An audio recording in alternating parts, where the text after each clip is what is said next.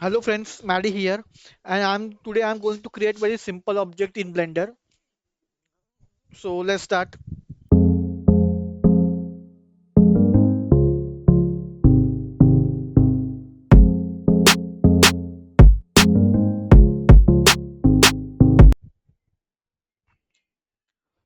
Hello friends, that's it. So here is our final render. This render I'm going to save it right now. Save at desktop. I'm going to name it object. Oh, wait,